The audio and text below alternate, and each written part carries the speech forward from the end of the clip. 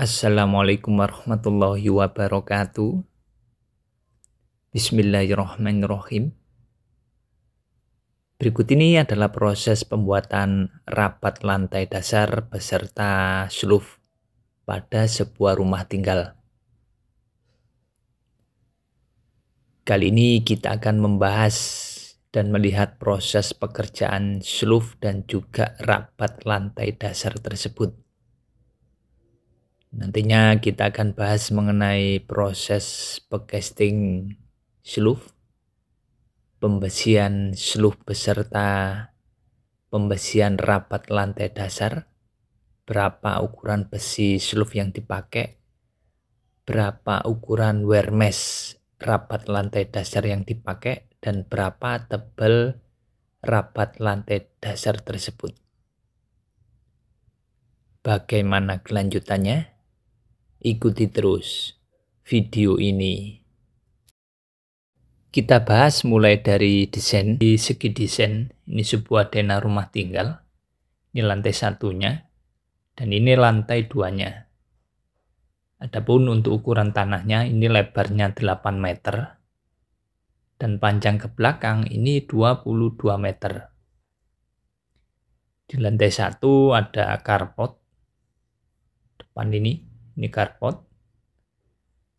Lalu ruang keluarga, ada ruang makan, ada kamar mandi di bawah tangga. Kalau dari samping ruang tamu, ada selasar, ada taman kering, dan ini area servis, ada ruang tidur pembantu, taman kering, toilet pembantu, dan juga ada dapur. Ini akses menuju ke lantai 2. Ini ada liftnya antara jadi dan tidak, ownernya masih bingung. Ini tangga dari lantai 1 menuju ke lantai 2, ada ruang tidur utama, serta kamar mandi dalam. Ada ruang tidur ini juga sama, kamar mandi dalam ini juga. Dan ini ada void menuju ke taman kering di lantai 1. Ini ada void juga menuju ini, taman kering belakang. Ada balkon di bagian depan. Ini lantai 3-nya, separuh di area belakang. Ini tangganya. Jadi lantai 3 hanya ruang serbaguna. Ada taman kering, ada toilet di belakang. Ada void. Ini juga sama void. Dan area depan hanya atap seperti ini, ada talang sisi kanan dan juga sisi kiri. Dan ini atap untuk lantai 3. Ada area tandun di belakang, di atasnya kamar mandi. Adapun untuk gambar strukturnya seperti ini. Ini denah kolom lantai 1 beserta seluf. Ini denah balok lantai 2. Ini untuk lebarnya tadi 8 meter. Ini ada grid as bangunannya, mulai A sampai sekian, ada ukuran-ukurannya. Ini panjangnya 22 meter. Ada grid A1, 2, dan seterusnya sampai belakang. Ini juga ada ukurannya untuk tiap grid. Ini untuk yang utama, ini pakai S1, selub utama. Samping ini juga pakai S1. Ini juga S1, ini S1, tipe S1, S1. Ini S1, ini juga S1, ini S1. Lalu ini ada S2, S2, S2. Ini juga S2. Ini S2. Ini S2, ini S3. Ini juga S3. Jadi sesuai gambar ada 3 tipe S1, S2, dan S3. Ini tipe S1 dengan ukuran 25 x 40. Ini area tumpuan, ini lapangan. Tulangan atas area tumpuan ini 4, diameter 13. Jumlah 4. Ini atas. Dan tulangan bawah juga sama 4, diameter 13. Ini bagian bawah, jumlahnya 4. Ini tulangan lapangan untuk tulangan atas jumlah 4, diameter 13, ini jumlah 4. Tulangan bawah juga sama 4, diameter 13, ini jumlah 4. Lalu ada sengkang, area tumpuan pakai diameter 8 jarak 100 atau 10 cm. Area lapangan diameter 8 jarak 150 atau 15 cm. Ada tulangan tengah, ini pakai 2 diameter 13, ini di tengah. Dan ini untuk S2 dengan ukuran 20 x 35. Ini 20, tingginya 35. Ini tulangan tumpuan. Tulangan atas 3 diameter 13. Tulangan bawah 3 diameter 13. Area lapangan, tulangan atas 3 diameter 13, bawah juga sama 3 diameter 13. Untuk sengkang tumpuan diameter 8 jarak 100 atau 10 cm. Lapangan diameter 8 jarak 150 atau 15 cm. Tulangan tengah 2 diameter 13. Ini tengah. Banyak sekali pertanyaan dari teman-teman. Bagaimana sih pendulangan slope? Apakah sama dengan balok atau tidak? Katakan ini warna hijau adalah sebuah slope. Dan ini adalah joinnya, yakni join jepit. Ada slope ini mendapat beban dari atas, warna merah. Dan juga karena slope ini berada di tanah, maka ada gaya uplift, gaya ke atas. Jadi ada aksi beban, ada reaksi dari tanah ke atas. Makanya ada beberapa pendapat mengenai gaya yang terjadi pada sebuah slope. Akibat beban dari atas dan akibat reaksi tanah ke atas. Yang berpendapat bahwasanya satu, ini slope untuk momennya seperti ini, kebalikan dari balok. Kalau yang ini seperti balok. Pendapat seperti ini dia menekankan gaya amplifnya lebih besar daripada beban. Makanya untuk area lapangan tulangan tariknya ada di atas. Sedangkan area tumpuan tulangan tariknya ada di bawah. Kalau yang seperti ini meyakini bahwa bebannya lebih besar daripada amplif. Makanya dia tulangannya momennya seperti balok. Di area lapangan tulangan tariknya ada di bawah, di area tumpuan tulangan tariknya ada di atas. Sedangkan ada lagi yang berpendapat beban dan gaya amplifnya ini sama, maka dia netral. Tulangannya atas dan bawah sama baik tumpuan dan lapangan. Ini yang berpendapat nomor 1 seperti ini. Ini tulangan di area lapangan, tulangan tariknya di atas. Jadi area lapangan, tulangannya lebih banyak di atas, jumlah 5. Sedangkan di bawah jumlahnya 3. Sedangkan di area tumpuan, tulangan tariknya ada di bawah. Maka seperti ini, tumpuan jumlah 5 di bawah, atas jumlah 3. Sedangkan yang nomor 3 ini adalah seperti balok, karena dia merasa bebannya lebih besar daripada amplif. Maka tulangan tarik ada di lapangan ada di bawah.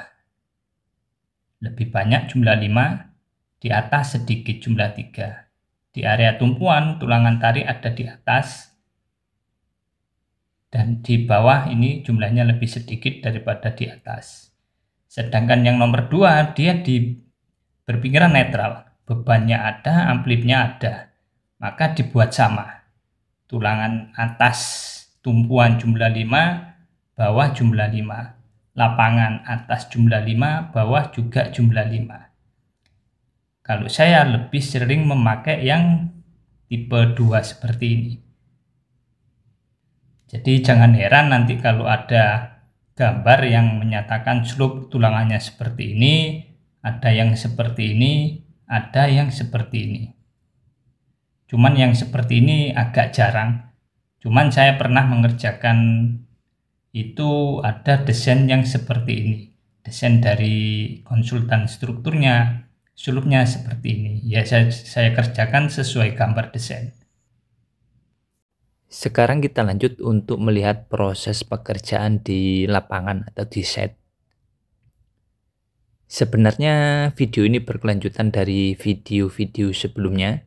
di mana pada video sebelumnya saya membahas mengenai proses pekerjaan pembersihan pada kolom rumah tinggal ini. Untuk lebih detail mengenai proses pembersihan kolom, bisa teman-teman saksikan pada video di atas ini. Pernah saya bahas lebih detail. Setelah pekerjaan pondasi selesai dan pembersihan kolom sudah naik, ini kita lanjut untuk proses pekerjaan selanjutnya, yakni proses pekerjaan suluf. Ini lahan kita uruk, lalu kita padatkan, dan ini lantai kerja untuk sulufnya. Ini sudah kita setting lantai kerjanya. Jadi tidak ada pondasi batu kali di bawah suluf. Semuanya ini untuk lantai kerja berdiri di atas tanah yang sudah kita padatkan. Ini bisa teman-teman saksikan. Untuk pemadatan kita gunakan alat bantu stamper. Ini nanti ada suluf di sini, ke sana juga ada, ke sana juga ada, mengikat antar kolom satu dengan kolom yang lain.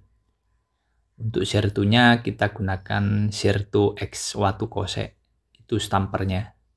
Karena rencananya suluf nanti dicor bareng dengan rapat lantai dasar, maka seluruh pekerjaan instalasi yang ada di bawah rapat lantai dasar harus terpasang terlebih dahulu. Seperti ini, pipa air kotor, pipa air bersih, pipa air hujan, dan lain sebagainya. Ini harus tertanam terlebih dahulu. Dan ini pipa air kotor tidak menembus suluf, tapi berada di bawah suluf, karena ini lantai kerja suluf.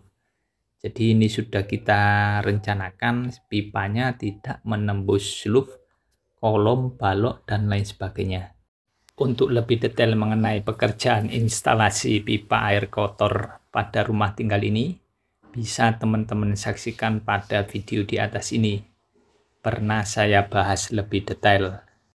Setelah lantai kerja suluf ini selesai, ini kita lanjut untuk pekerjaan selanjutnya, yakni proses pekerjaan pecasting suluf tersebut.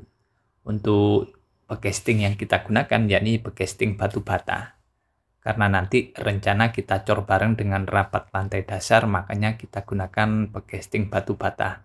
Seperti kita ketahui, kalau sudah rapat lantai dasar sudah dicor, pastinya pecasting tertanam sekalian tidak bisa dilepas. Makanya kita gunakan pecasting batu bata, bukan pecasting kayu. Dan ini bisa teman-teman saksikan pipa air kotor, pipa air hujan, dan pipa kotoran. Ini kita desain tidak menembus suluf, tetapi ini berada di depan suluf. Akhirnya ini masuk pada dinding pecasting suluf atau dinding bata untuk pecasting suluf. Dan ini juga untuk pipa anti rayap sudah kita siapkan sebelum proses pengecoran suluf dan rapat lantai dasar.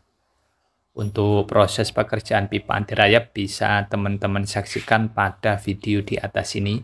Pernah saya bahas lebih detail. Setelah pekerjaan pecasting selesai, pekerjaan urukan juga selesai, sudah kita padatkan, dan pekerjaan instalasi pipa air bersih, air kotor, maupun pipa anti rayap sudah tertanam dalam tanah. Ini kita lanjut ke pekerjaan berikutnya, yakni proses pekerjaan pembersihan suluf.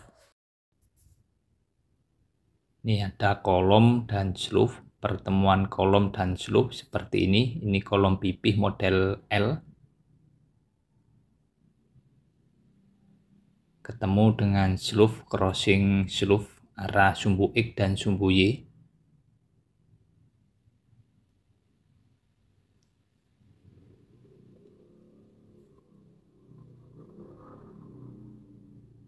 Ini suluf yang bentang-bentang besar, bentang 6 meter. Ini S1. Dari kolom tadi sampai kolom ujung sini. Ini pakai S1. Yang itu juga pakai S1.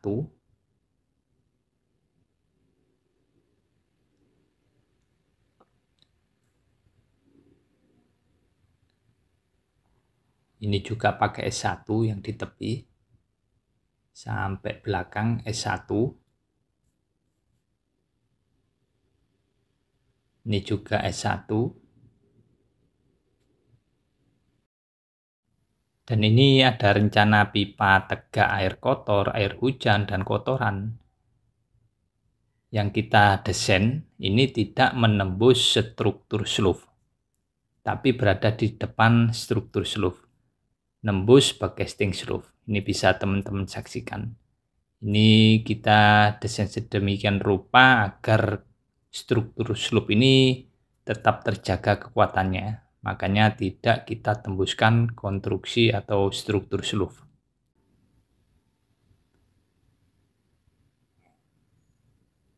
Ini juga crossing kolom dan juga slough.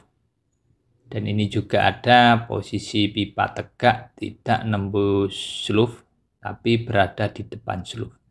Jadi ini pipa tegaknya sudah kita rencanakan agar tidak menembus konstruksi beton, struktur beton. Ini untuk S1 ukuran 25 x 40, tulangan atas jumlahnya 4 pakai diameter 13. Yang bawah juga sama, diameter 13 jumlahnya 4 itu. Dan itu ada beton decking. Untuk slough-nya kita kasih beton decking itu.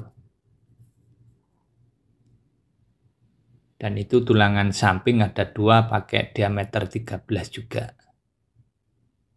Untuk tulangan utama, ini jumlah area tumpuan dan lapangan, tulangan atas dan bawah itu sama. Untuk bagel ini pakai diameter 8, jarak 100 atau 10 cm area tumpuan, area lapangan jarak 15 cm. Untuk lebih detail mengenai proses pembersihan slough pada rumah tinggal ini, bisa teman-teman saksikan pada video di atas ini. Pernah saya bahas lebih detail. Karena terkendala sesuatu hal, akhirnya slough ini kita cor terlebih dahulu, tidak bareng dengan rapat lantai dasar. Kenapa kita cor terlebih dahulu, tidak bareng? Nanti ada penjelasannya di video akhir. Sebelum proses pengecoran slough ini juga sudah kita persiapkan zat adiktif penyambung beton lama dengan beton baru. Untuk zat adiktif yang kita gunakan yakni aditon, adibond. Ini untuk takaran pencampurannya bisa teman-teman saksikan pada kemasan. Ada semen dan juga air dan juga bahan aditon. Ini kita aduk supaya merata, tercampur sempurna. Lalu kita tuang pada kolom-kolom tersebut. Pastinya di bawah itu kolomnya sudah kita cor. Ini makanya sebelum kita ngecor slough, kita beri zat adiktif ini. Diharapkan nanti beton lama dan juga baru mengikat sempurna. Di seluruh kolom ini wajib kita siram dengan zat adiktif tadi. Campuran semen, aditon, dan air. Setelah dirasa persiapan sudah oke semua, ini bisa kita lanjut ke proses pengecoran. Tak lupa untuk penyiraman backing bata ini terus berlanjut.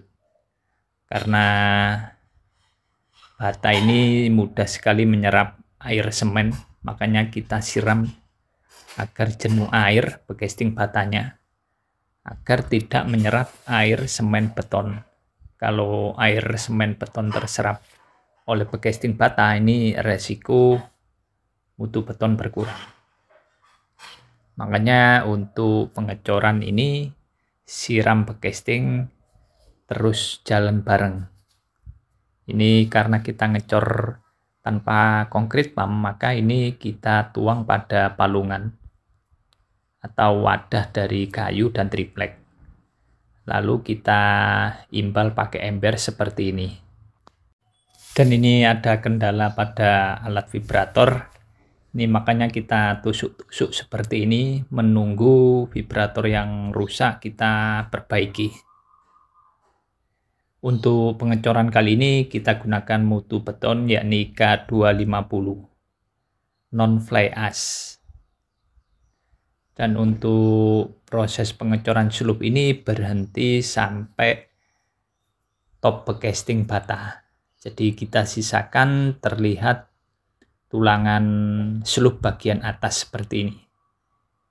Ini Mimin juga ikut bantu untuk proses tusuk-tusuk slope sembari nunggu perbaikan alat vibrator. Dan alhamdulillah alat vibrator sudah kembali normal. Ini sudah kita gunakan alat vibrator untuk proses pemadatan. Ini kita taruh pada pertemuan slope dan kolom. Crossing di situ biasanya rawan keropos. Pengecoran ready mix tanpa konkrit pump ini memang banyak menyita pekerja dan juga waktu tentunya. Ini tidak kita pakai konkrit pump karena pengecorannya cuma sedikit, kurang lebih 8-9 kubik. Jadi makanya kita gunakan cor manual. Seumpama kalau ngecor bareng antara slope dan juga rapat lantai dasar ini masih oke, bisa kita gunakan konkrit pump. Karena pengecorannya cuma sedikit, kita gunakan konkrit pump. Biayanya lebih mahal nantinya untuk sewa konkrit pumpnya. Setelah proses pengecoran slope, kita lanjut untuk proses pemasangan wear mesh untuk rapat lantai dasar.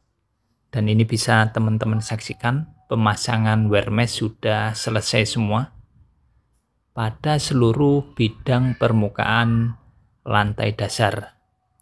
Dan itu pipa-pipa untuk air kotor dan lain sebagainya sudah siap semua. Sudah kita tanam di bawah slope.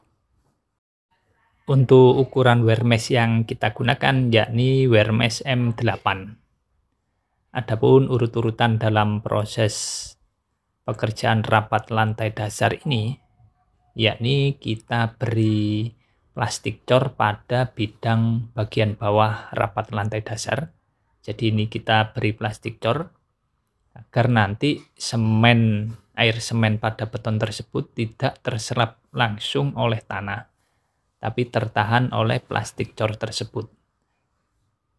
Kalau air semen terserap tanah, ini beresiko mutu beton akan berkurang. Lalu kita pasang korset ini. Korset ini berfungsi untuk menahan wear mesh agar tidak turun pada permukaan plastik, tapi dia berada di tengah-tengah tebal rapat lantai dasar dan dia berada di atas besi slope yang tadi kita sisakan tidak kita cor. Jadi wear mesh-nya numpang di atas besi slope. Dan ini penampakan besi wear mesh. Besi wear mesh dengan ukuran M8 memiliki panjang 5,4 meter dan lebar 2,1 meter. Wear mesh inilah yang dipasang di atas besi slope yang tadi kita tinggal tidak kita cor penuh. Ini diikat pada besi slope untuk wear mesh-nya.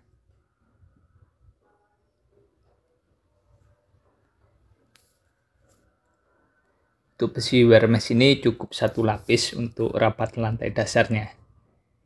Ini kalau kita lihat lebih detail, itu ada korset yang berfungsi agar menjaga kestabilan wear mesh tidak turun tapi berada di posisinya saat proses pengecoran. Dan ini ada plastik cor berfungsi untuk menahan air semen pada beton agar tidak terserap langsung oleh tanah. Dan ini area becasting batu bata slope, ini tidak kita kasih plastik cor. Nanti sebelum pengecoran juga kita siram terlebih dahulu.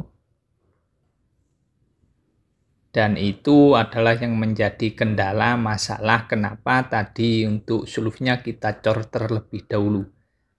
Jadi ceritanya ini adalah pit lift atau rumah lift. Awalnya desainnya ada lift. Setelah itu kita kerjakan, sudah kita pancang. Setelah itu ownernya bilang nggak pakai lift. Akhirnya kita nggak kerjakan untuk pondasi pelcap lift, tapi tiang panjangnya sudah tertanam. Setelah itu kita kerja slope, sudah rapi, sudah padat tanahnya, levelnya. Setelah itu ownernya minta dibuatkan rumah lift. Akhirnya kita bongkar lagi, kita gali lagi, kita buat pondasi lift termasuk rumah lift.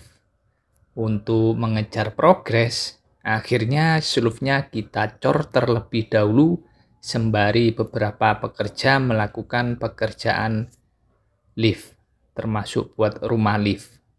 Akhirnya slope-nya tidak dicor bareng dengan rapat lantai dasar, dicor terpisah. Sayang memang, karena ada kendala masalah lift, akhirnya slope dan rapat lantai dasar tidak dicor bareng. Sebelum kita lakukan proses pengecoran rapat lantai dasar ini, kita checklist dulu hasil kerja pembesian dari rapat lantai dasar tersebut. Apakah sudah oke semua, besi yang dipakai sudah sesuai, kebersihan sudah oke. Bila sudah oke, bisa lanjut ke proses berikutnya, yakni proses pengecoran rapat lantai dasar. Dan ini bisa teman-teman saksikan, proses pengecoran sedang berjalan. Untuk mutu beton yang kita gunakan sama dengan mutu slope-nya, yakni mutu K250 NFA non-fly ash. Untuk proses pengecoran, gunakan alat bantu vibrator untuk proses pemadatan beton agar tidak terjadi keropos pada rapat lantai beton tersebut. Ini untuk keseluruhan rapat lantai dasar pada rumah tinggal ini kurang lebih 13 meter kubik dengan ketebalan rapat yakni 10 cm.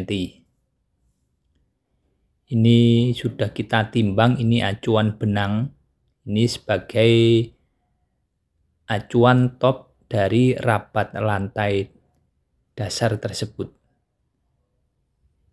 Ini kita tarik benang dari seberang sana ketemu seberang sini.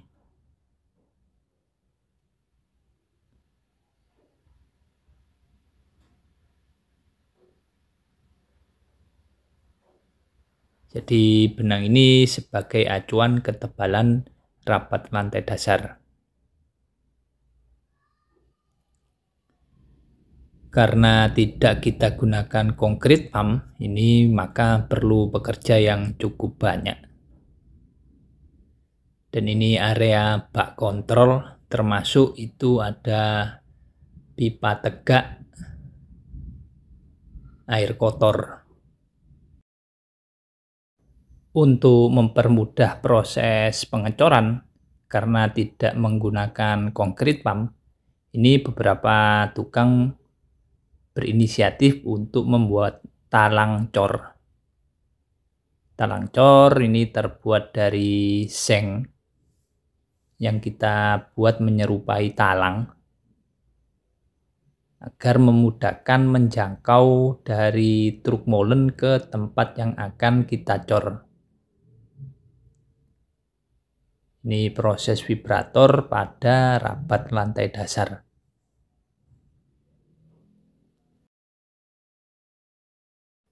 Dan ini hasil dari proses pengecoran rapat lantai dasar.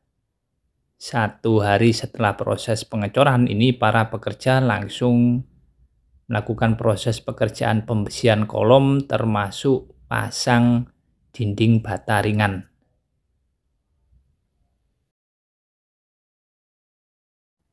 Demikian proses pekerjaan rapat lantai dasar beserta slope pada sebuah rumah tinggal 3 lantai. Kita bahas mulai dari perencanaan, desain, hingga ke pelaksanaan. Mulai dari pembesian slope, pecasting, pembesian rapat lantai dasar, dan juga proses pengecoran. Terima kasih telah menyaksikan video ini. Semoga bermanfaat.